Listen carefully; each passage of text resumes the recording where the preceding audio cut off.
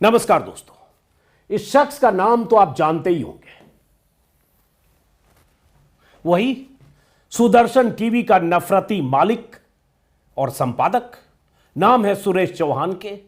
इस देश के टॉप को ख्यात नफरती लोगों में से एक। इसके जहरीले भाषण को लेकर आज फिर सुप्रीम कोर्ट में सुनवाई थी। दिल्ली पुलिस को इसकी हेट स्पीच पर सुप्रीम कोर्ट में स्टेटस रिपोर्ट सौंपनी थी, लेकिन दिल्ली पुलिस ने आज फिर से वक्त मांग लिया। इसका मतलब क्या है, सिलसिलेवार ढंग से जरा समझिए कि अमित शाह और मोदी के राज में कैसे नफरती लोगों के प्रति पुलिस दोस्ताना रवैया रखती है। जैसे आप देख रहे होंगे स्लाइड में, नफरती चौहान के खिलाफ पेश नहीं हुई रिपोर्ट। अमित शाह की पुलिस इस नफरती को बचा क्यों रही है? अमित शाह और मोदी के साथ पुरानी तस्वीर है। वैसे सुप्रीम कोर्ट की फटकार के बाद भी क्या बच जाएगा यह शख्स जिसका नाम सुरेश चौहान के है? फिर हिंदू राष्ट्र की शपथ, फिर सुप्रीम कोर्ट को चुनौती। सुप्रीम कोर्ट में सुनवाई के दौरान इसकी वही हरकत जिसकी वजह से सुनवाई हो रही है। अमित शाह और मोदी के राज में ऐसे लोगों के खिलाफ कार्रवाई करनी हो तो पुलिस के हाथ पांव फूल जाते हैं। इनके जहरीले बयानों और देश तोड़ने वाले नारों की जांच भी पुलिस इनके साथ दोस्ताना रवैया रख के ही करती है। लेकिन जब किसी जुबैर, कफील या उमर के खिलाफ कार्रवाई करनी हो, जब उन्हें फंसाना होता है, तो सरकार और पुलिस की मिलीभगत से ऐसा प्लॉट तैयार किया जाता है कि उन्हें जमानत भी नहीं मिलती। इतने कागजी सबूत गढ़ लिए जाते हैं कि कई बार अदालतें महीनों सालों तक उन्हें सलाखों के पीछे छोड़ देती है। सुप्रीम कोर्ट में आज फिर वही हुआ जिसका अंदेशा था। अपने नफरती बयानों के लिए कुख्यात इस शख्स के खिलाफ हेट स्पीच के मामले में दिल्ली पुलिस ने आज भी अपनी स्टेटस रिपोर्ट सुप्रीम कोर्ट में पेश नहीं की। वो स्टेटस रिपोर्ट जिसे पेश करने के लिए सुप्रीम कोर्ट ने 13 जनवरी को दिल्ली पुलिस को 2 सप्ताह का वक्त दिया था। 2 सप्ताह में वैसे तो 14 दिन होते हैं, लेकिन आज 17 दिन बाद भी दिल्ली पुलिस ने जो सुप्रीम कोर्ट में कहा, उससे साबित होता है कि ऐसे नफरती लोगों के गिरेबान पर जब कानून का शिकंजा कसने की बात आती है तो कैसे पुलिस के हाथ पांव फूल जाते हैं। तभी ऐसे शख्स का हौसला इतना बुलंद होता है कि सुनवाई के दिन भी ट्वीट करते हुए लिखता है, स्क्रीन पर आप देख रहे हैं, आज सर्वोच्च न्यायालय में हिंदू राष्ट्र की शपथ को लेकर सुनवाई है, मैं अपनी भूमिका पर कायम हूं। ये आज ही शख्स ने सुबह 10:57 पर ट्वीट किया। खुलेआम दिल्ली पुलिस और सुप्रीम कोर्ट को चुनौती देता हुआ और अपने जहरीले बयान पर कायम रहने का ऐलान करता हुआ। दूसरी तरफ सुप्रीम कोर्ट में आज दिल्ली पुलिस को फिर एक तारीख मिल जाती है, 3 सप्ताह बाद की तारीख। यानी सुप्रीम कोर्ट की फटकार के बाद जिस शख्स के खिलाफ आज रिपोर्ट सौंपी जानी चाहिए थी, वो अब 3 सप्ताह बाद सौंपी जाएगी। और जब सौंपी जाएगी तब उस रिपोर्ट में कितनी धार होगी और कितनी लीपापोती, इसका भी अंदाजा तभी लगेगा। सीधे सीधे अमित शाह के अंडर काम करने वाली दिल्ली पुलिस अगर चाहती तो इस शख्स के जहरीले नारों के बाद इसके खिलाफ तभी मामला दर्ज करके इसे जेल की हवा खिला सकती थी, जब इसने 19 दिसंबर 2021 को दिल्ली में हिंदू राष्ट्र बनाने के लिए मरने मारने की कस्में खाई थी। लेकिन चूंकि राज मोदी का है, पुलिस अमित शाह की है, तो सत्ता की सरपरस्ती ऐसे लोगों को मिली हुई है। इस मामले को लेकर दिल्ली पुलिस ने तब तक आंखें मूंद कर रखी, कान में तेल डालकर सोई रही, जब तक सुप्रीम कोर्ट का हंटर नहीं चला। लेकिन दिल्ली पुलिस का रवैया अब भी पूरी तरह से संदिग्ध है। सुप्रीम कोर्ट में दिल्ली पुलिस की तरफ से सरकारी वकील ने जो कहा है वो सुनिए, फिर समझाता हूं कि पूरा मामला क्या है, और इससे आपको पता चलेगा कि कैसे ऐसे लोगों के प्रति पुलिस का या सरकार का रवैया कहीं न कहीं लीपापोती वाला होता है। सरकार इसलिए कह रहा हूं क्योंकि दिल्ली पुलिस अमित शाह के अधीन है। ये जो एक वेबसाइट है लाइव लॉ, उसके मुताबिक हेट स्पीच हिंदू वाहिनी कार्यक्रम की जांच काफी हद तक पूरी, ऐसा दिल्ली पुलिस ने सुप्रीम कोर्ट में कहा है। लेकिन जो कुछ लाइनें हैं, कुछ शब्द हैं, वो बहुत मायने रखते हैं। ये हूबहू बयान है जो लाइव लॉ के हवाले से अतिरिक्त सॉलिसिटर जनरल के.एम. नटराजन ने भारत के सीजेआई के नेतृत्व वाली पीठ को बताया। अब गौर से सुनिए। जांच काफी हद तक पूरी हो चुकी है, अंतिम रिपोर्ट लगभग तैयार है, इसे पुनरीक्षण के लिए भेजा गया है और हम कम से कम समय में अंतिम रिपोर्ट दाखिल करेंगे। मतलब अभी भी दिल्ली पुलिस को इस शख्स के खिलाफ, जिसका नाम सुरेश चौहान के है, उसके खिलाफ रिपोर्ट दाखिल करने के लिए वक्त चाहिए। वो भी तब जब मैंने कहा कि 17 दिन पहले सुप्रीम कोर्ट ने फटकार लगाते हुए कहा था कि आपने एफआईआर करने में पहले देरी की और उसके बाद महीनों बाद भी आपने स्टेटस रिपोर्ट क्यों नहीं दी। तब सुप्रीम कोर्ट ने कहा था कि 5 महीने आपको एफआईआर दर्ज करने में लगे और 8 महीने बाद भी हाथ खाली क्यों है, चार्जशीट क्यों दाखिल नहीं हुई। यह फटकार लगी थी सुप्रीम कोर्ट की तरफ से, अखबारों की सुर्खियां थी और तब तारीख मुकर्रर हुई थी आज की। और आज सरकार की तरफ से, सरकार मतलब दिल्ली पुलिस की तरफ से जो एडिशनल सॉलिसिटर जनरल हैं, उनका कहना है जांच काफी हद तक पूरी हो चुकी है, अंतिम रिपोर्ट लगभग तैयार है, लेकिन इन्हें पुनरीक्षण के लिए भेजा गया है और हम कम समय में दाखिल करेंगे। अब जरा सोचिए, जो शुरू में मैंने कहा कोई और शख्स होता और इस तरह के धार्मिक नारे, देश को बांटने वाले नारे, देश विरोधी नारे मैं कहूंगा, लगातार शपथ खाता, तो क्या फिर उसके मामले में दिल्ली पुलिस ऐसे ही करती? आप सबने देखा था जुबैर के मामले में क्या हुआ था। एक ट्वीट को लेकर, जो ट्वीट करने वाला भी संदिग्ध था, उसको लेकर 30 दिन तक उसे सलाखों के पीछे कैसे भेजा गया, कैसे साजिश रची दिल्ली से लेकर सीतापुर यूपी तक की पुलिस, और कोशिश की गई कि कहीं से जमानत मिले तो दूसरे मामले में फंसाकर उसे सलाखों के पीछे भेज दे। लेकिन हेट स्पीच के मामले में चूंकि कट्टर हिंदुत्ववादी ब्रिगेड का एक चेहरा है, इसलिए इस मामले में पुलिस का रवैया आप सोच लीजिए और देख लीजिए क्या है। और मैं अब चाहता हूं वीडियो दिखाना।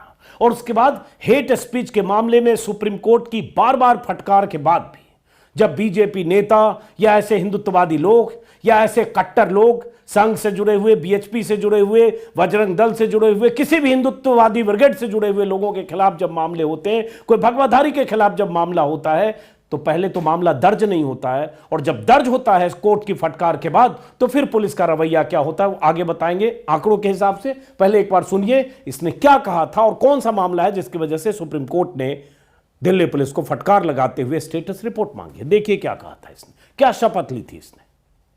हम सब शपथ लेते हैं, वचन देते हैं, संकल्प लेते हैं, अपने अंतिम प्राण के क्षण तक इस देश को हिंदू राष्ट्र बनाने के लिए, बनाए रखने के लिए, आगे बढ़ाने के लिए लड़ेंगे, मरेंगे, जरूरत पड़ी तो मारेंगे। हिंदू वाहिनी का यही वो कार्यक्रम है जो दिल्ली में हुआ था। स्टेज पर कई भगवाधारी मौजूद थे और सुदर्शन टीवी का ये मालिक संपादक ऐसे शपथ दिला रहा था कि भारत को हिंदू राष्ट्र बनाने के लिए, बनाए रखने के लिए मरेंगे और जरूरत पड़ी तो मारेंगे।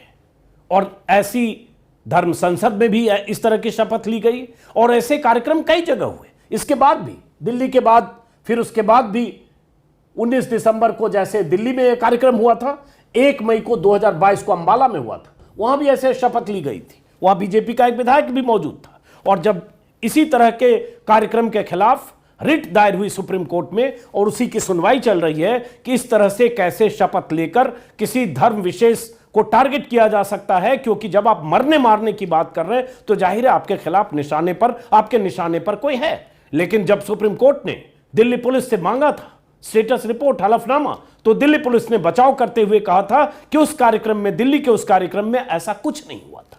लेकिन जब फिर सुप्रीम कोर्ट ने कहा कि दिमाग अप्लाई करिए और फिर से हलफनामा दीजिए, तब दिल्ली पुलिस को मानना पड़ा कि हां, वहां जिस तरह की बातें कही गई थी वो हेट स्पीच थी और कई धाराओं में मामला दर्ज हुआ। लेकिन मामला दर्ज होने के बाद क्या, वो 5 महीने बाद, जिसका जिक्र अभी सुप्रीम कोर्ट ने कहा कि 5 महीने बाद मामला दर्ज हुआ और ये हेट स्पीच वाली सभा हुई थी 19 दिसंबर 2021 को।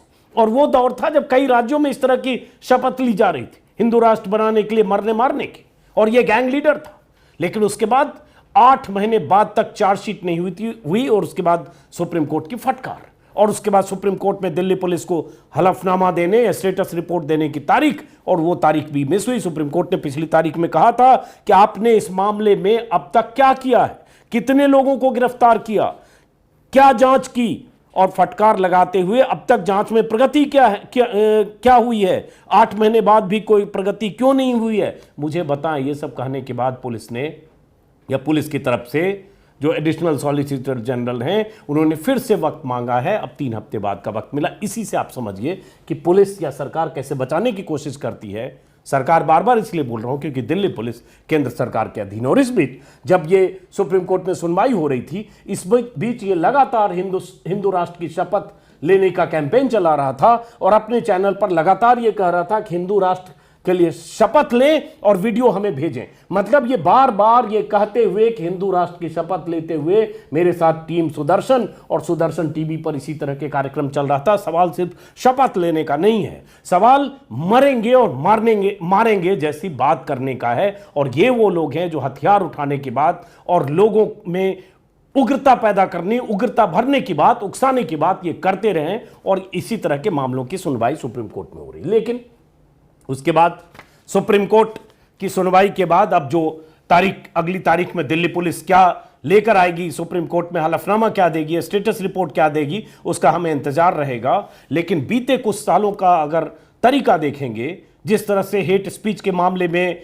केंद्र सरकार की तरफ से या जब बीजेपी शासित सरकारों की तरफ से जो रवैया है, वो इस बात की तस्दीक करता है कि सरकारें ऐसे मामलों में संरक्षण करती है, पोषती है, उन लोगों को पालती पोषती है, या उनकी सरपरस्ती में ऐसे लोग फलते फूलते हैं और वो परवाह नहीं करते कि अगर हेट स्पीच देते भी हैं, अगर एक धर्म विशेष को टारगेट करते हैं, अगर मुसलमानों के खिलाफ हथियार उठाने की बात करते हैं, तो उनका कुछ बिगड़ेगा नहीं, ये उन्हें पता है। और इसलिए बार बार मैं उसका जिक्र करता हूं साध्वी प्रज्ञा सिंह ठाकुर का, जब सीधे कहती है चाकू तेज करके घर में रखो। तो एक ऐसे भाषणों की, ऐसे हेट स्पीच की एक लंबी लिस्ट, लेकिन अब तक कोई कार्रवाई, सजा ऐसी होती नहीं है जिससे इन्हें डर हो। एक आंकड़ा देख रहा था आज तक पर, जिस आंकड़े में है हेट स्पीच पर बवाल ज्यादा, एक्शन कम, 7 साल में 7 गुना बढ़े मामले, सजा सिर्फ 20%। और इसी में है कि 7 गुना मामले बढ़ गए। ग्राफिक्स भी है आज तक के हवाले से, ग्राफिक्स इसी में देखिए। ये 2014 है जब आदरणीय मोदी जी देश के पीएम बने थे। 2014 से 2020 तक हेट स्पीच के मामले, और उसके बाद ग्राफ देखिए हेट स्पीच के मामलों के कैसे बढ़ते चले गए। और ये 1804 है 2020 में, 19 में है 1058, 2018 में है 1017। ऐसे ये ग्राफ हेट स्पीच का बढ़ता गया, और ऐसे हेट स्पीच के मामले में सजा नहीं होती है। और सजा न होना ही इन्हें ये निश्चिंत होते हैं कि कोई फर्क नहीं पड़ेगा, क्योंकि सत्ता प्रतिष्ठान या जो देश में सत्ता के शीर्ष पर बैठे लोग हैं, वो कहीं न कहीं ऐसे मामलों में अपनी आंखें मूंदते हैं, क्योंकि उन्हें लगता है कि जो नैरेटिव है वो नैरेटिव उन्हें सूट करता है, और देश में मरने मारने की बात करने वाले लोग सिर्फ एक धर्म को ही टारगेट करते हैं, मुसलमान, स्वाभाविक तौर पर। सुप्रीम कोर्ट की अगर बात करें, सुप्रीम कोर्ट ने बार बार बीते कुछ महीनों में, बल्कि 1 साल के भीतर, कई बार ऐसा हुआ 1.5 साल के भीतर, 2 साल के भीतर, जब सुप्रीम कोर्ट ने मीडिया को भी बहुत फटकार लगाई, मीडिया की भूमिका को लेकर, एंकर्स की भूमिका को लेकर, उकसावे वाले कार्यक्रम को लेकर, यहां तक कह दिया था कि एंकर्स को ऑफ एयर क्यों नहीं किया जा सकता, जो ऐसे समाज में जहर बोने का काम करते हैं या दरार पैदा करने का काम करते हैं। लेकिन हम सबको पता है उसके बाद इसमें कुछ होना नहीं है। सुप्रीम कोर्ट ने अभी हाल में भी कहा, सुप्रीम कोर्ट का एक ऑब्जर्वेशन सुनवाई के दौरान जो कहा कि 21वीं सदी है, ये 21 अक्टूबर को सुप्रीम कोर्ट ने कहा था, अभी 3 महीने पहले, हम धर्म के आधार पर कहां पहुंच गए हैं। और कोर्ट ने अधिकारियों को निर्देश दिया कि ऐसे मामलों के खिलाफ खुद कार्रवाई करें या अवमानना के आरोपों का सामना करें। अगर अधिकारी कार्रवाई करने में विफल होते हैं तो अवमानना शुरू की जाएगी। लेकिन कौन अधिकारी है और कहां अवमानना, क्योंकि सब मिली भगत है नीचे के अधिकारियों में। और दिल्ली पुलिस जिस ढंग से, या बीजेपी शासित राज्यों की पुलिस जिस ढंग से बचाव में आती है। सुप्रीम कोर्ट में ने इसमें यह भी कहा था, भारत के स्थिति देखते, भारत में ऐसे मामलों की स्थिति देखते हुए, कि एक ऐसे देश के लिए चौंकाने वाली बात थी जिसे धर्म तटस्थ माना गया है। भारत का संविधान व्यक्ति की गरिमा सुनिश्चित करने वाले नागरिकों के बीच एक धर्मनिरपेक्ष राष्ट्र और बंधुत्व की परिकल्पना करता है। राष्ट्र की एकता और अखंडता प्रस्तावना में निहित मार्गदर्शक सिद्धांतों में से एक है। ये कहते हुए सुप्रीम कोर्ट ने बार बार ऐसी हेट स्पीच पर चिंता जताई, लेकिन उसके बाद भी हेट स्पीच के आंकड़े लगातार बढ़ते रहे हैं। अभी जैसे एक एनसीआरबी का डेटा है जिसके मुताबिक पिछले 7 सालों में हेट स्पीच के सबसे ज्यादा मामले दर्ज किए गए और ऐसे मामलों में 500% की बढ़ोतरी हुई है। सबसे दिलचस्प बात यह है कि इसमें ज्यादातर बीजेपी के नेता हैं, मतलब बीजेपी के विधायक से लेकर मंत्री से लेकर और बीजेपी के सांसद तक ऐसे लोग हेट स्पीच के सबसे अधिक गुनाहगार हैं, जो अलग अलग मौकों पर ऐसी स्पीच देते हैं, जिसमें ऐसे भी सांसद दिल्ली के प्रवेश वर्मा, जिन्होंने हाल के दिनों में पूर्वी दिल्ली के एक समारोह में कह दिया था मुसलमानों का सामूहिक बहिष्कार करो। प्रज्ञा सिंह ठाकुर का तो जिक्र किया है। और एक प्रज्ञा सिंह का सवाल नहीं है, जो मैंने कहा एडीआर की एक रिपोर्ट है जिसके मुताबिक राजनीतिक दलों में हेट स्पीच के सबसे अधिक मामले बीजेपी नेताओं पर दर्ज हैं और बीजेपी के 27 विधायकों और सांसदों ने अपने शपथ पत्र में खुद इस बात को माना भी है। लेकिन उन सबको पता है कि कार्रवाई नहीं होनी है, ध्रुवीकरण होना है, वोटों का फायदा होना है, मुसलमानों के खिलाफ उकसाने वाली बातें करके, जहरीली बातें करके, हिंदू राष्ट्र की बातें करके, मरने मारने की शपथ लेकर कहीं न कहीं ध्रुवीकरण की जमीन तैयार करनी है और एक धर्म विशेष को टारगेट करके बीजेपी को फायदा पहुंचता है। और यह चूंकि सत्ता प्रतिष्ठान को बहुत मुफीद लगता है, इसलिए जब कार्रवाई की बात आती है, पुलिस की सख्ती की बात आती है, तो पुलिस आंखें मूंद लेती है और सत्ता के शीर्ष पर बैठे लोग, बार बार मैं कहूंगा, वो तो चुपचाप रहते हैं। जब भाषण देना होता है संतों की तरह कहीं मोदी जी भाषण दे देते हैं। जैसे भी मोदी जी ने बीजेपी राष्ट्रीय कार्यकारिणी की बैठक में कह दिया था कि मुसलमानों को लेकर विवादित बयान मत दीजिए, लेकिन उसके बाद भी और उसके पहले भी बयानों का सिलसिला लगातार चलता रहता। अभी एक मोदी जी का मैं देख रहा था एक भाषण, एनसीसी के समारोह में संबोधित करते हुए मोदी जी ने कहा, और जो कहा सुनने में बड़ा अच्छा लगता है। मैं चाहता हूं कि जरा मोदी जी के उस भाषण के टुकड़े को आप सुनिए और फिर समझिए कि कथनी और करनी में फर्क है कि नहीं। जरा सुनिए मोदी जी क्या कह रहे हैं। एक भारत श्रेष्ठ भारत के आदर्शों को लेकर के देश को तोड़ने के कई बहाने ढूंढे जाते हैं। भांति भांति की बातें निकाल करके मां भारती के संतानों के बीच में दूध में दरार करने की कोशिशें हो रही है। लाख कोशिशें हो जाए, मां के दूध में कभी दरार नहीं हो सकती। अब यहां अगर मोदी जी को सुनते हैं, देश के प्रधानमंत्री हैं, उन्होंने कहा देश को तोड़ने के बहाने ढूंढे जाते हैं, भांति भांति की बातें निकाली जाती है, मां भारती के संतानों के बीच दूध में दरार डालने की कोशिश होती। कौन कोशिश कर रहा है?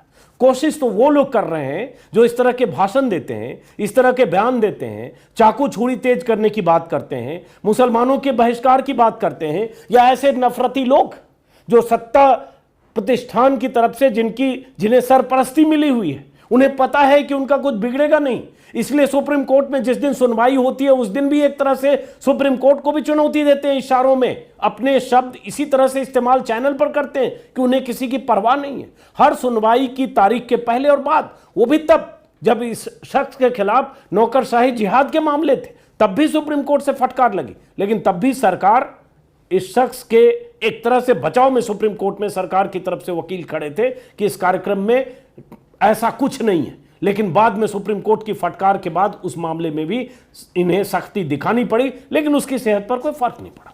तो कहने का आशय यह है कि जब तक सरकार के शीर्ष पर बैठे लोग दो मुंहापन नहीं छोड़ेंगे, कथनी और करनी का फर्क नहीं मिटाएंगे, ये सिर्फ नारा भर रह जाएगा। अगर सिर्फ कहें नारों में कि सबका साथ सबका विश्वास, और जब अमल करने की बात आए तो फिर वैसे ही ऐसे नफरती लोग ये कह सकते हैं कि ये तो बीजेपी के नहीं है, लेकिन ये संघ से जुड़े हैं, बीजेपी नेताओं से इनके करीबी रिश्ते, तस्वीरें मैं बार बार पहले भी दिखा चुका हूं। ऐसी तस्वीरें इनकी दिखती है बीजेपी के शीर्ष नेतृत्व के साथ। इसमें आपको दिख रहे होंगे मोदी जी भी हैं और अमित शाह भी हैं, संघ के करीबी माने जाते हैं। और तभी तो यह दम्भ है, वरना सलाखों के पीछे इस देश में न जाने कितने लोगों को भेज दिया गया, महीनों सालों तक उन्हें जमानत नहीं हो पाई। और जमानत के दिन पुलिस इतनी फाइलें लेकर, ऐसे ऐसे कागज लेकर खड़ी हो जाती है कि अदालत भी जमानत देने से पहले 100 बार सोचती है अदालत। और पुलिस ऐसी कोशिश करती है कि जमानत ना हो, एक जगह जमानत तो दूसरी जगह उसकी फाइल खोली जाती है। ये सब हमने देखा है। जिस दिन मोदी सरकार तय कर लेगी, और मैं कहता हूं प्रधानमंत्री मोदी और अमित शाह तय कर लेंगे कि इस देश में जो लोग हेट स्पीच देते हैं, जो लोग जहरीले भाषण देते हैं, जो लोग ऐसे जहरीले लोग हैं जो हिंदू राष्ट्र के नाम पर मरने मारने की कस्में खाते हैं और शपथ दिलाते हैं, जिस दिन अमित शाह और मोदी तय कर लें कि इनकी खैर नहीं, जो संविधान को चुनौती देते हैं, जो कायदे कानून को चुनौती देते हैं, जो दरअसल देश को तोड़ने वाला भाषण देते हैं, उस दिन स्थितियां बदलेगी। लेकिन वो दिन आएगा क्या, यही सवाल है। वो दिन इसलिए नहीं आएगा क्योंकि वैसे भाषण उन्हें चुनावी फायदे दिलाते हैं। फिलहाल इस वीडियो को खत्म करते हैं, फिर मुलाकात होगी। और अगर मेरे YouTube चैनल को सब्सक्राइब नहीं किया तो सब्सक्राइब करें। फिर मुलाकात होगी किसी और वीडियो में। नमस्कार।